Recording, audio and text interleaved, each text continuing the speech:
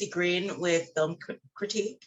You both actually touched a lot on a couple of the questions that I wanted to ask.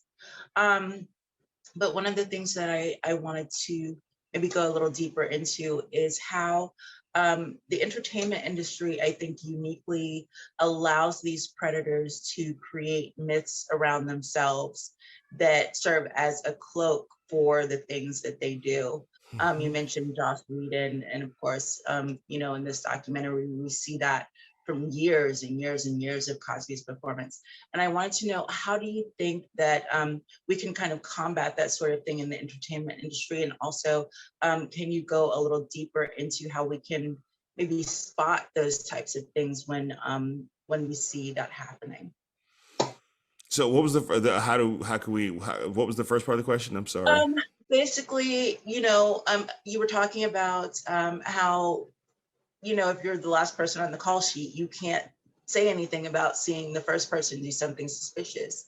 And there's just a culture in entertainment of allowing predatory types to create these myths around themselves that act as a cloak. And so I wanted to know, what are some things that we can do to really combat that sort of thing? Because it's difficult. And just like in the documentary, a lot of these women, they said they felt like he was a father figure. They blame themselves for things, for blacking out. I must have done something. I made a fool of myself. And so, this allows them to get away with this. And so it's really difficult to break through that. And I just wanted to know, what kind of insights do you feel can make that sort of thing easier? Really? So thank you for that. I mean, there's so many ways to answer this. One, I think just generally as a consumer, as the consumers of entertainment, we have to stop assuming that because you made good work that you are a good person. And I think we do that even if it's not somebody like Bill Cosby who is telling us he's a good person. But I think we have to stop buying that showbiz is somehow some sort of special magical place that only good people get to be a part of it. And if their image is good, that means they are good. I mean, I think that when you think about Bill Cosby's beginning in show business, he's not that far outside of what the studio system, which is when if you got discovered by show business, they changed your name, they told you to lie about your age, they dyed your hair, they said these are the clothes you're wearing, and they said you're dating her. But I'm gay, you're dating her. You know what I mean? So the whole industry is built on branding and creating myths that don't exist. And so I think that, and we're still sort of in that, even with the social media era, the things that people are showing you on social media is still part of a carefully crafted brand. And I think we just have to stop thinking that because you make good art, you're a good person.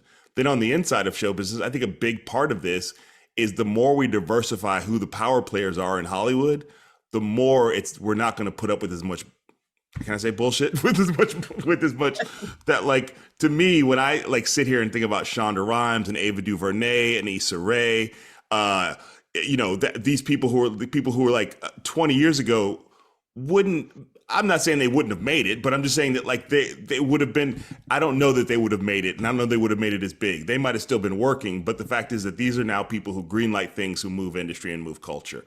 And I think the more we diversify who the power players are, you just sort of clear out the old boy network sort of structure that is actually pulling this whole thing down.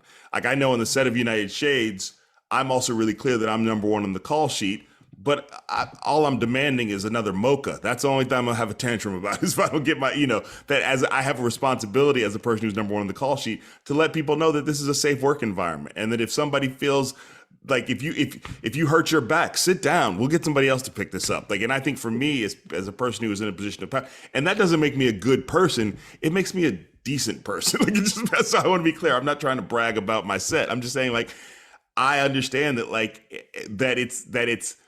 that I want to be healthy on this set, and I want to go home healthy, and I want to go home feeling good, and I want everybody else to go home feeling the same way. So I think it's also about and if we see people aren't doing that, and this goes back to Joss Whedon, then it doesn't matter how much money you make, you got to get out of here. And I think the more we sort of claim our power, the more that the last person on the call sheet, I think about Brian Flores in the NFL right now, who is basically potentially throwing his whole NFL coaching career away because he's like, I can't take it anymore. I can't take the fact that people are pretending like they're interviewing when I'm not interviewing. I think it takes, black people have a history of people like that standing up, Colin Kaepernick, You know, I can name the names and name Rosa Parks. We can keep going. It's Black History Month. We should keep going. But the idea being that like, and you know, that sometimes it takes one person to go, I'm going to be the change maker here. And I think that like that's also has to happen. But I don't want to put that pressure on the last person on the call sheet. I want to put that pressure on people like me who are number ones, but we're trying to do it in a different way. Yes, yes. Thank you so much. And that was great. That was insightful. And I see that happening. And this movie, thank you so much for it. It was difficult to watch, but it is so important. Thank you. Thank you. Thank you. Some people tell me they watch all 4 episodes in a row. I'm like, that's not how it's supposed to be. Like, take it easy on yourself. Take it easy on yourself. All right. Thank Well, you.